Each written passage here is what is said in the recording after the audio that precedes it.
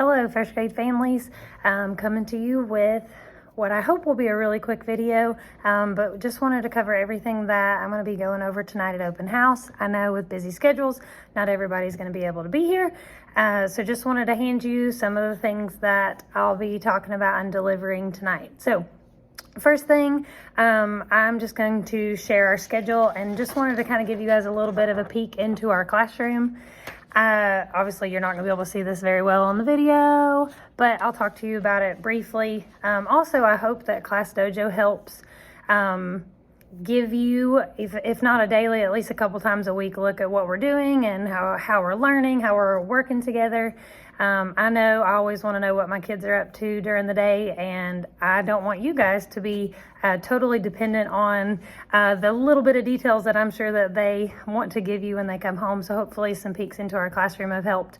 But we start every morning on the carpet together with our morning meeting time.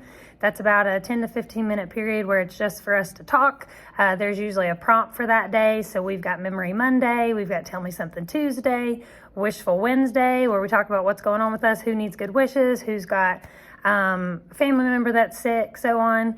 We've got Thankful Thursday, where we share what we're grateful for. And then on Friday, we've got Funny Friday, and it's usually a video or a funny picture that we're creating a caption for. But it's a way to start our time together each day with time together and building that community. I strongly feel that kids are not going to care what you know until they know you care. And so we really try to pour into our kiddos right from the get-go, make sure their day gets off to a good start. So from there, we hop right into our Haggerty, which is anywhere from 5 to 10 minutes of practicing what is known as phonemic awareness. So that is a kid's ability to recognize sounds and then apply those sounds to letters. And there's crazy research behind it, but if you watch us, it's like we're playing a game and making funny sounds and manipulating words. It's playful, the kids use their hands, it's quick, but it's making some connections that we're gonna need for them to grow to be stronger readers. We then take a potty break and go straight into our foundations time, which is our phonics program, our phonics curriculum that we use to teach kiddos all of the things that they need to know about reading.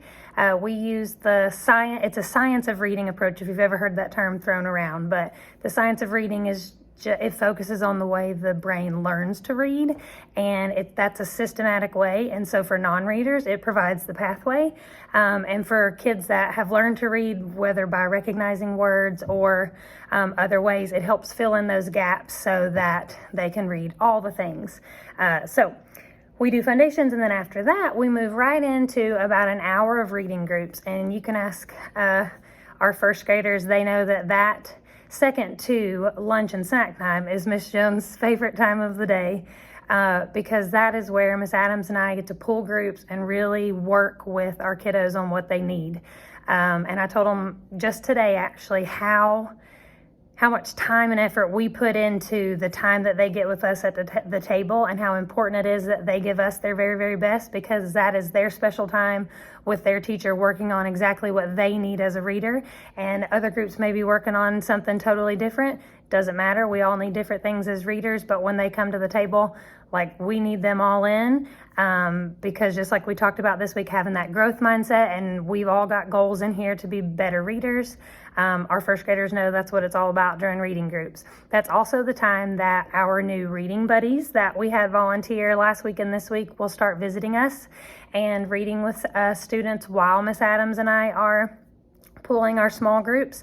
And we've really been working the last 2 weeks on what kiddos that are not at a teacher table or are not reading with a parent volunteer look like and sound like during that time, and what skills they're working on, and they're doing amazing with that. So that's our reading group time. It takes us right into our specials time. After specials, we have a short amount of time before lunch. Ideally, that is going to be our fluency time. It's where we take the things that we've learned in our foundations, our phonics, and we really put it into practice reading words, phrases, sentences, and then whole passages. Right now, it's a little bit of an overflow time for us as we're still trying to get all of our routines together in a timely manner, but eventually that's what that time will be for. Then we've got lunch, we've got recess, We fill our bellies, we go outside, we play hard, and then we come back in and we kind of have a calm down time. We all come to the carpet together. We lower our heart rate, we cool off, and Miss Jones shares a story. And the curriculum that we're going to use mostly for that this year is CKLA, and it's amazing because it hits so many of our science and social studies standards. So kiddos this year will get to learn all about space and rocks and the human body and early civilizations and Native Americans. But along that, they're also like reading fun stories like the fables that we're involved in right now. And so that's a great time. It's huge vocabulary development, lots of great discussion, lots of great listening skills and connecting text, talking about past stories we've read, and kiddos making connections with present stories that we're reading. So that's a really fun time. Flows right into our writing time. Writing time is also one of my favorite parts of the day. So right now we're really working on what sentences look like. So stretching out those words to really represent all the sounds in words, but also how you put multiple words together to actually be a complete thought. And we've talked a lot about that this week. Kiddos are doing amazing. And later this year, once we get stronger at that, we'll start writing 3 different pieces, an opinion piece, a narrative piece, and a informative piece. After writing, we do whole group math. We start on the carpet again. We do a little math warm up on our clipboard. And you may have seen the picture on Class Dojo yesterday. We do a word problem together. That's my way of working on all of the skills that kiddos are going to need to do in first grade. But I can also personalize them and put them in the word problems. So it's a good way to keep them engaged and interactive.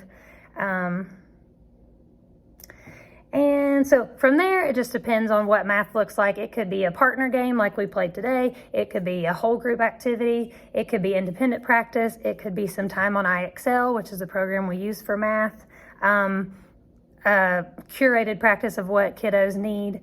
And then that really wraps us right into the end of our day where we come back together again. We have snack. We talk about our glows and grows, our highs and lows, what went well about our day, how was our bucket filled, and how can we make tomorrow better. The only thing that kind of varies, Fridays are a little weird, our timing's a little different, and then on Mondays for our shared reading, we'll always do some type of activity that focuses on whatever our social emotional learning focus is for that month. And right now we're working on growth mindset, and so you've got to hear about that hopefully through your students, also through Class Dojo. But anyways, that gives you whether you wanted it or not, the rundown of what the day looks like in first grade.